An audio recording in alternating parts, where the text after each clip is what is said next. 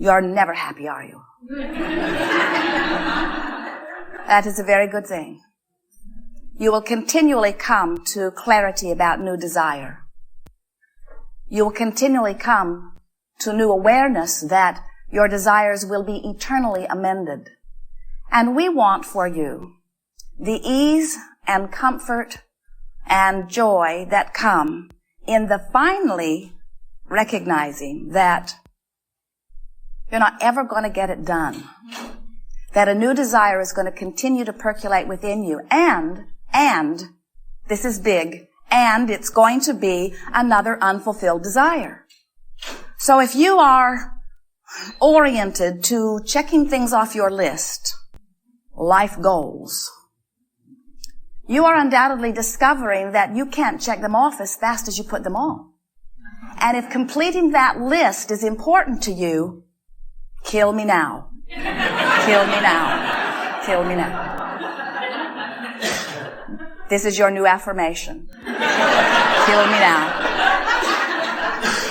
Get me out of here now, because I will forever be frustrated at my incompletion. And we say, indeed, if completion matters to you, you will be frustrated with your incompletion, because we all are focused in a universe that is bound for expansion. And that expansion means a new idea that is not fulfilled yet. So, when you begin to get into this rhythm of a new desire being born, and it's fresh, it's bright, it's new, it's life-giving. And while it has not been manifested, it is breathing life into you. And so, as you joyfully anticipate it, and joyfully discover it, and joyfully peruse it, and joyfully anticipate it, that is the key word, and joyfully allow it, and then allow the manifestation around it, and then enjoy the new stance that you arrive at, and then enjoy the new set of contrasting experiences that give birth to yet another new desire, another new incomplete desire. But you have this knowledge now. You know that anything that you desire that you can bring about. You have this knowledge that you are about achieving vibrational harmony with your own desire. You have this knowledge that the basis of your world is well-being. And so you don't stand as you may have once stood, or as some now stand, in a sort of panicked feeling of incompletion of something important. Instead, you understand that everything is coming to you, and that there is no rush in any of it, and that well-being is the basis of all things, and that your work is to relax into that knowledge of well-being, and then allow this magical, it isn't magic, it seems like magic, especially when you first begin to allow it, allow this seemingly magical, universal response to you. It is so delicious when you finally understand that you are the center of your universe, and that all that you know as source is aware of you. And that when contrast or variety, whatever you want to call this mix of opportunity, when contrast inspires you to a preference, soft or big, that all that is hears it immediately and responds to it. When you say, ask and it is given, you have never found more accurate words, because when you ask, even at a cellular level, source energy responds. Sometimes our physical friends don't know that, because they feel like they've been asking all over the place. They feel as if they've been asking, and there are all kinds of things that they're either asking to leave them or asking to come to them, and it feels to them that they are not coming or they are not going. And we say, oh, your request has been answered. And if you are not living it already, then you must not, then you must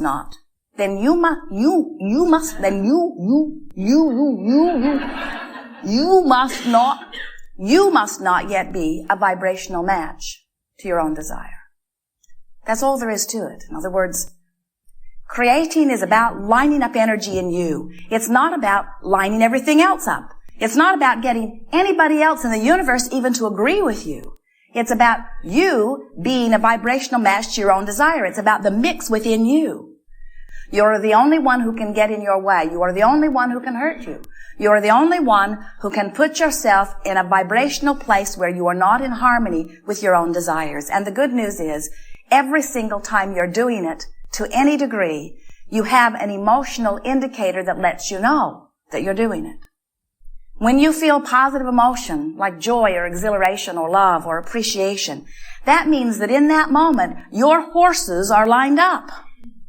But when you feel fear or blame or anger or any of those emotions that you describe as not good feeling emotions, that means you got a desire going one way and a belief going another. And it's a significant enough belief, meaning it's a significant enough thought, meaning it's a thought you practice often enough, meaning it's an active enough thought in your vibration, meaning it's a dominant enough part of your vibration that it's in your way. So, some good words to focus upon. Dominant vibration. What's my dominant vibration? When we talk about your dominant relationships, we're talking about what has been most activated within you. Jerry and Esther were in a car wash a day or two ago, and Jerry found a book, and it is really a book written to the new father. And since Tracy and David have new baby Kate, these things are sort of interesting in the family these days. And so Jerry picked the book up and was reading a little bit of it, and he found it so humorous he wanted to buy it. So over the next few days, the book is very cleverly written. It talks about what to expect the first month from the baby, and what to expect in the first month from the baby's mother, and then the second month, and then the third month, and then the fourth month, and so on. These are things that she is complaining about. What is mother most complaining about? Number 1 is exhaustion. Number 2 is you. And then down this list of endless things, and they're very humorous things. Esther and Jerry laughed and laughed and laughed and laughed and laughed as they are reading this book. And then, this morning, Esther said to Jerry, I know this sounds crazy, but I think you activated complaining in me. Just playfully toying with all of these things, because suddenly Esther's more aware that the air conditioning in her room is too cold, and then it's too hot, and then it's too cold, and then it's too hot, and then it's too cold. In other words, it's as if some underlying vibrations have been activated by this 2 hours of reading this book. They've been reading it while they've been driving, and we say, sure enough. In other words, you cannot turn your attention to something without activating a vibration within you. Now, Esther was upset about this. She said, I thought I was way past that. As if she had had some very precise surgery that had removed anything like that so that it could never be activated again. And we say, your thoughts are not like that. You don't have a storage cabinet full of thoughts that somebody opens the drawer and gets them out and presents them again. You are a transmitting and receiving mechanism, and every thought that has ever been thought by you or by anybody else is available to you. So when something causes you to get focused upon something and you activate within yourself a frequency, now you have access to those thoughts. And it's not that you've been dragging around negative beliefs. It is that you have developed, or you are developing, or today you are practicing vibrational tendencies that give you access to that. That's like getting in your car, setting your radio to 98.6, and then complaining that you're getting 98.6. I would much rather listen to other stations. Why is that the only station I get? And we say, push the button, change the focus, change the tuner transmitter, set it on a different signal. And so what we are saying to you is you're setting the signal every single time, and often you don't even mean to be doing it. Sometimes what is dominant within you was emphasized when you were 2. You observed it in the family or in the circumstances around you. And as it began, and you made no intention, conscious intention, to turn your attention otherwise, it began to be a pattern of vibration. And so, 2 words that we think would be valuable for you to focus upon. One is, what is my dominant vibration relative to the subject of dollars? Freedom or bondage? What is my dominant vibration relative to my body? Am I in love with it or do I hate it? Do I trust it or does it scare me? What is my dominant vibration relative to my mother or my sister or my brother or the children in the campground next to me? What am I today activating in them? Last night, as Jerry and Esther sat at a restaurant, they were very glad to be there, and they'd rushed to make their reservation time, and they sort of slipped into their seat and were just in the process of relaxing into the comfort of their space. And their server was late coming to work, so someone else took their drink order. And then a woman came to their table, obviously the one who had been assigned to them, and she was sort of abrupt, and Jerry and Esther did not really notice it because they were involved in conversation about some fixtures they are choosing for a bathroom in Texas. And Esther had the book spread out across the table, and then the woman came back with their salads, and she was really upset that Esther's book was in the way. And she said, "Excuse me," as if, "What do you think you're doing, looking at a book in a restaurant?" And Esther said, "Just set it over there." So the games began.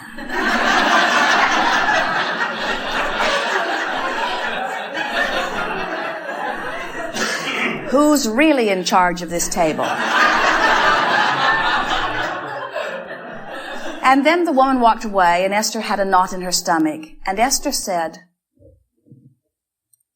"Remember yesterday when we were talking to Sabrina? And she said that she knew someone who was grouchy, a bank teller or someone.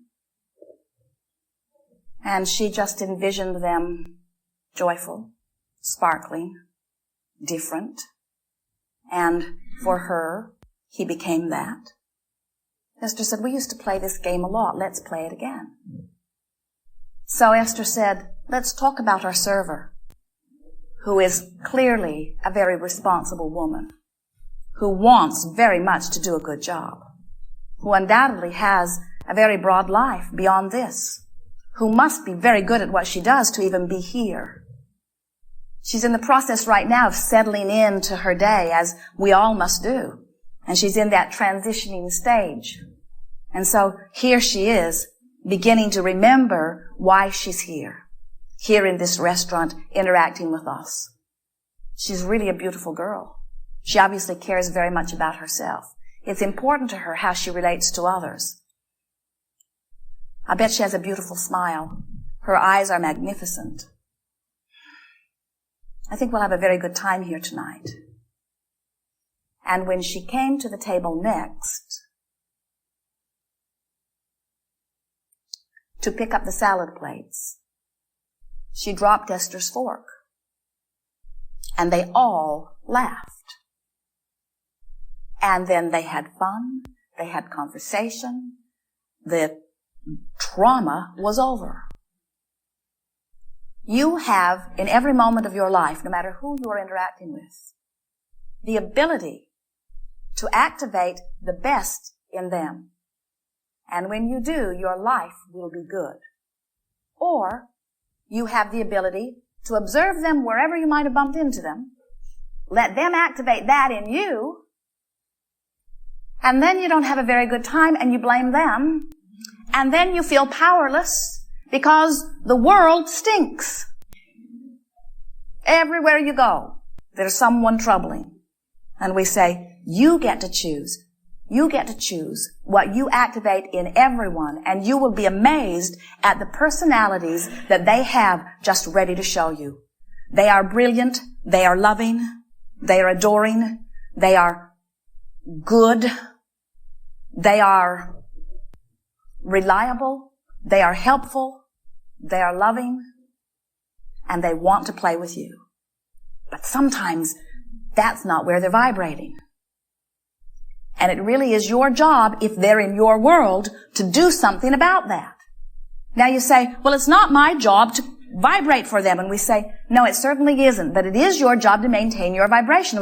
That's how these horses get all out of balance. You don't do it on purpose. You don't set out. You don't begin your day by saying, I have a goal, and I'm going to make sure it doesn't happen.